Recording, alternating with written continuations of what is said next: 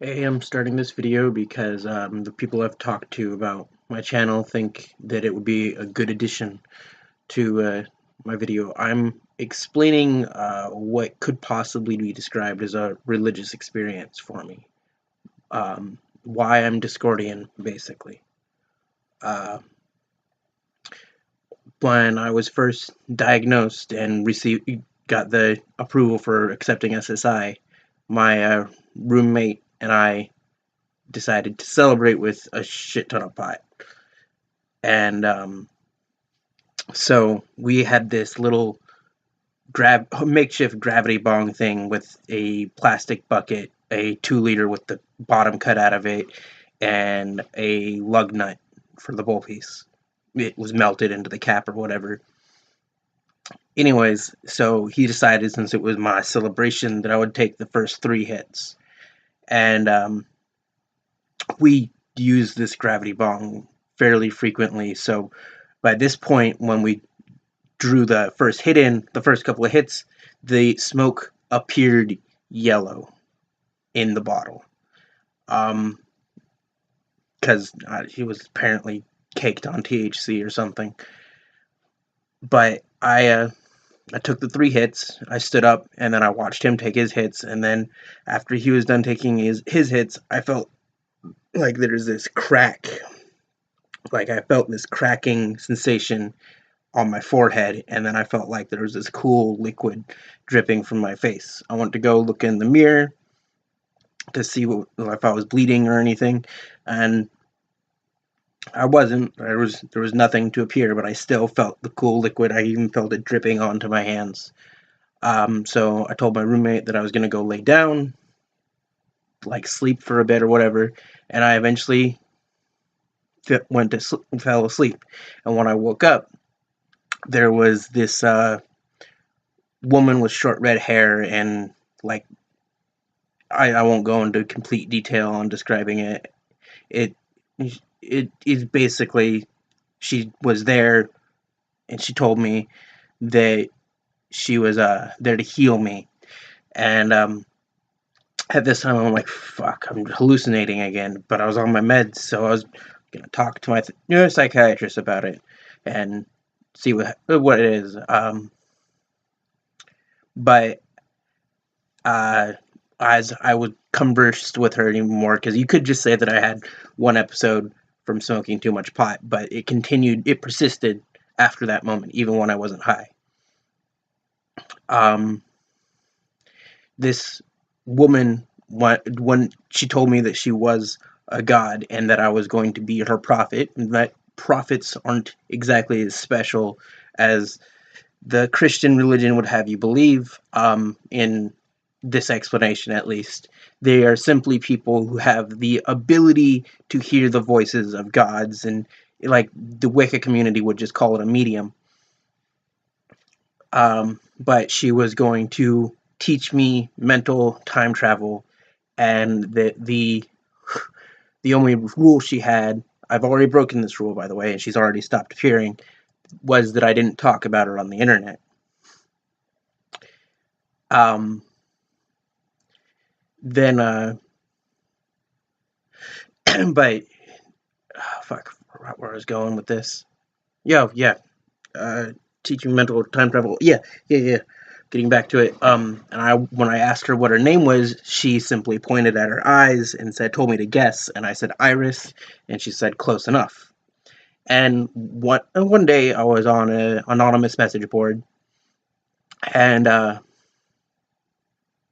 was this is about 3 months after this unknown deity had been communicating with me, and she talked about how no god deserves worship, and she's only a teacher, and um, she's was originally there to take worshippers away from the Greeks, and since all of them were dead now, she was working on Christianity, which she claimed to invent in the first place on accident in an attempt to overthrow the Greeks. And so I was I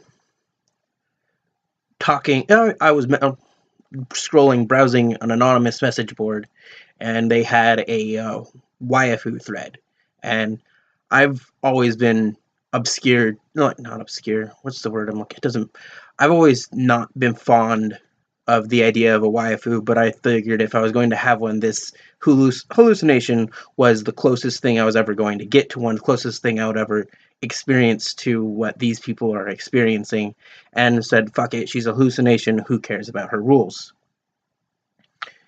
And so I started talking about her on the internet, said she was this cocky little bitch who was constantly a tease and felt so highly of herself, and I wasn't going to resort to actually having sex with a hallucination no matter how many times she offered, which I also didn't believe she was very serious about her offerings, just because of how much I know my own psyche and know that it was a hallucination. And I mentioned her name being Iris, and somebody on the board said, "Do you mean Eris?" and linked me to the Wikipedia page for Discordianism. Now, in this, and you can look at the Wikipedia page yourself. I might even link it, and she has ties with time travel, but most importantly, how her personality is described is very close to the personality of my hallucination, and her visual representation changes with each person who perceives her, because she simply presents herself as what is most attractive to whoever is perceiving her. And there's another, she also ties into Egyptian lore. There is an Egyptian god Kek, who, when you are a man looking at the Egyptian god Kek, it is a woman with a snake head, and when you are a female looking at Kek, it is a male with a frog head. But either way, Eris has this golden apple of discord, while Kek just has this apple of chaos. It's not golden or anything like that. But this also ties in with the Christian Christian lore of the Adam and Eve story. There is a snake who offered Eve a golden apple, which essentially gave Adam and Eve free will. And I personally believe that golden apple was the apple of discord. Because the apple, when Eris casts it, becomes whatever it needs to be to cause the most disruption to a god or a plan of some sort. But anyways, after I was in the midst of talking about her and reading the Wikipedia page, she told me she just appeared. She slammed her hand down on the desk and said, "I told you not to fucking talk about me on the internet." And again, my memory's a little fuzzy about this moment here. She did something that was painful. That's all I can remember about it. Then she started crying, and then she hugged me, and then laid down on my bed, and I laid down next to her as she cried. And then when I woke up, she was gone, and she told me, and I saw her a couple of times after that, her telling me that this was just going to be the end of us communicating, and gave me a few more information about things. She still believes that I could eventually attain psychic time travel, but she also warns me to try not to read the Principia Discordia, which is what I found as basically the Discordian Bible, as it'll distract from the purpose. And from the little bit that I did read of it, one of their cardinal rules is they are prohibited from believing anything that they read. And I know this is going on 9 minutes. It's already longer than my last video, but another criticism I got is that I shouldn't have to keep my videos short. If I have an idea, I should continue spitting it out until it's finished. And another reason that I am Discordian is, as I learned more into this religion, it's based on hearsay, because you're not supposed to believe anything you read anyway. That she's a deity of freedom. She, as opposed to all the other gods, that fits out really well with what I had already known about my hallucination. but one of her unspoken rules is to never obey, and I think I'm doing that pretty well. And the biggest thing that I think will help a lot of people is um, what they call the golden secret, and they explain it as a if you simply don't take your life seriously, your life will improve based on you're not taking it seriously.